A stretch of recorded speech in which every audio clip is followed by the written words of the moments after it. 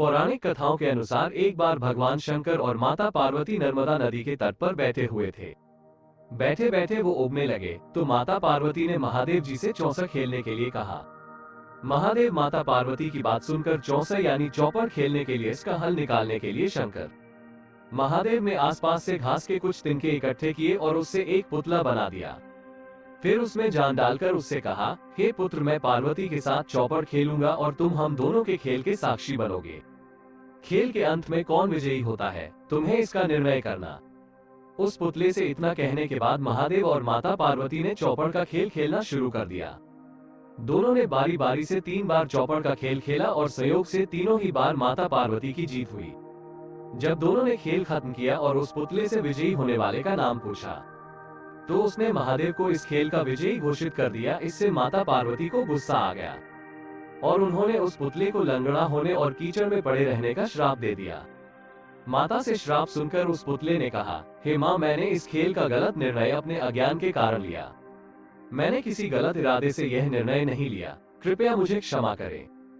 पुतले की बात सुनकर माता पार्वती को दया आ गई और उन्होंने उससे कहा, 1 साल बाद यहाँ पर गणेश की पूजा करने के लिए नाग कन्याएं आएंगी। उनसे पूछकर तुम गणेश व्रत और पूजन करना, ऐसा करने से तुम्हें मनोवांछित फल मिलेगा।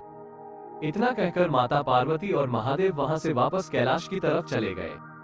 1 साल बाद उसी स्थान पर नाग कन्याएं आई। जब उन्होंने गणेश व्रत के पूजन की विधि शुरू की, तो उस श्रापित पुतले ने उनसे इस पूजन की विधि बताने की प्रार्थना की। नाग कन्याओं ने विस्तार से उस पुतले को गणेश पूजन की विधि बताई। इसके बाद उस पुतले ने विधि अनुसार 21 दिनों तक गणेश जी का उपवास किया और उनका पूजन किया। इस पूजन से गणेश जी काफी प्रसन्न हुए और उन्होंने उस पुतले को मनोवांछित वर मांगने के लिए कहा। पुतले ने कहा, हे प्रभु, आप मेरे पैरों में इतनी शक्ति दे कि मैं कैलाश पर्वत पर जाकर अपने माता पिता से मिल सकूं और उन्हें प्रसन्न कर सकूं। गणेश जी ने तथास्तु बोला और वहां से वे चले गए। इसके बाद पुतला रूपी वो बालक चलते हुए कैलाश पर्वत तक पहुंचा और वहां पर वह भगवान शिव से मिला। महादेव से उसने सारी बात बताई। बालक की बात सुनकर महादेव ने भी 21 दिनों तक गणेश व्रत करने की इच्छा जाहिर की। दरअसल चौपड़ के खेल वाले दिन माता पार्वती महादेव से भी नाराज होकर कैलाश छोड़कर वहां से चली गई थी। माता पार्वती को मनाने के लिए महादेव ने भी 21 दिनों तक गणेश व्रत किया।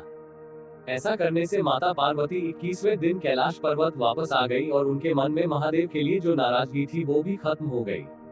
माता पार्वती के वापस आने पर महादेव ने सारी बात उन्हें बताई। यह सुनकर माता पार्वती के मन में भी अपने बड़े पुत्र कार्तिकेय से मिलने की इच्छा उत्पन्न हुई। उन्होंने 21 दिनों तक गणेश व्रत करने का निर्णय लिया। उस पुतले रूपी बालक द्वारा बताई गई विधि के अनुसार माता पार्वती ने 21 दिनों तक गणेश जी का उपवास किया और विधि से पूजा अर्चना भी की। व्रत के 21वें दिन ही कार्तिकेय खुद ही अपनी माता पार्वती से मिलने के लिए कैलाश पर आ गए। इससे माता पार्वती को गुस्सा आ गया और उन्होंने उस पुतले को लंगड़ा होने और कीचड़ में पड़े रहने का श्राप दे दिया।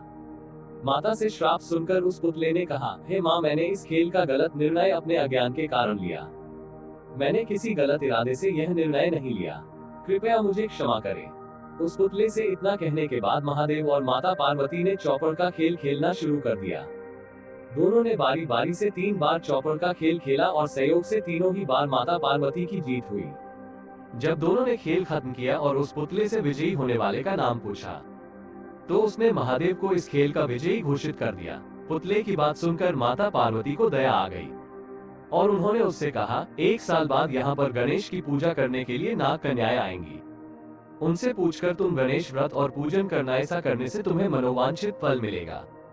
इतना कहकर माता पार्वती और महादेव वहां से वापस कैलाश की तरफ चले गए। 1 साल बाद उसी स्थान पर नाग कन्याएं आई। जब उन्होंने गणेश व्रत के पूजन की विधि शुरू की, तो उस श्रापित पुतले ने उनसे इस पूजन की विधि बताने की प्रार्थना की।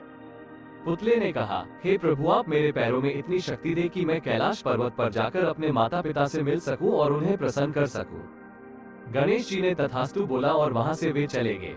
इसके बाद पुतला रूपी वो बालक चलते हुए कैलाश पर्वत तक पहुंचा और वहां पर वो भगवान शिव से मिला। महादेव से उसने सारी बात बताई। नाग कन्याओं ने विस्तार से उस पुतले को गणेश पूजन की विधि बताई। इसके बाद उस पुतले ने विधि अनुसार 21 दिनों तक गणेश जी का उपवास किया और उनका पूजन किया। इस पूजन से गणेश जी काफी प्रसन्न हुए और उन्होंने उस पुतले को मनोवांछित वर मांगने के लिए कहा। बालक की बात सुनकर महादेव ने भी 21 दिनों तक गणेश व्रत करने की इच्छा जाहिर की। दरअसल चौपड़ के खेल वाले दिन माता पार्वती महादेव से भी नाराज होकर कैलाश छोड़कर वहां से चली गई थी। माता पार्वती को मनाने के लिए महादेव ने भी 21 दिनों तक गणेश व्रत किया।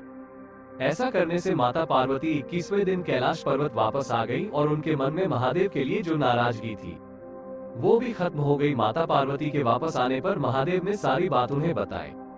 ये सुनकर माता पार्वती के मन में भी अपने बड़े पुत्र कार्तिकेय से मिलने की इच्छा उत्पन्न हुई। उन्होंने 21 दिनों तक गणेश व्रत करने का निर्णय लिया। उस पुतले रूपी बालक द्वारा बताई गई विधि के अनुसार माता पार्वती ने 21 दिनों तक गणेश जी का उपवास किया और विधि से पूजा अर्चना भी की। व्रत के 21वें दिन ही कार्तिकेय खुद ही अपनी माता पार्वती से मिलने के लिए कैलाश पर आ गए।